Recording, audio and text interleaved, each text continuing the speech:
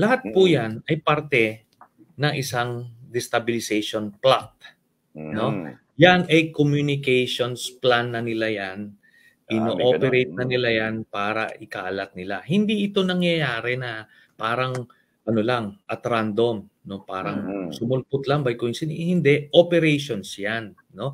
Parte 'yan nung kanilang destabilization plot at ang nasa likod niyan si Duterte, 'no?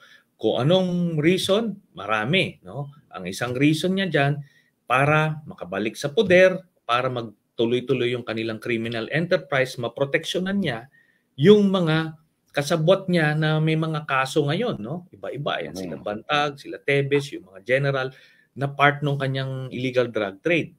So, kasi ituturo siya nung mga pulis, ano, pagka nagkasuhan na yan at dinetain na yung mga yan, sasabihin nila ang may-ari itong mga ito, no? So, yan yon. Then, ito rin yung ICC. So, Bible, iniisip niya, napapraning siya, kailangan niyang ano. Pero, more than anything, talagang, ano siya all his life, hindi siya nalalagay sa ganitong lugar na, ano siya, sir. Delikado. Mm. Ito ngayon, nilaunch nila ito, no? Nakita nila, sinusubukan nila, they've been pushing the boundaries, tinitignan nila kung hanggang saan yung pasensya ng presidente, kaya pinupush nila ng pinupush. So ito yan.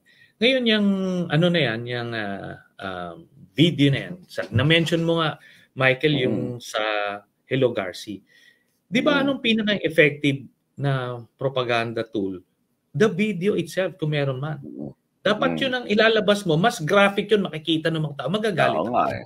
Pero the fact na ang ginagawa na may mga pa-suspense pa, na may mga ganito. Nakita mo rin. Alam mo kung totoo yan, may papakita, forward mo nga sa akin, forward mo. Ganun yun eh. Meron at merong lalabas dyan. Pero the fact na puro ganyang kwento na yan, classic na ano to, na Duterte strategy. Ito yung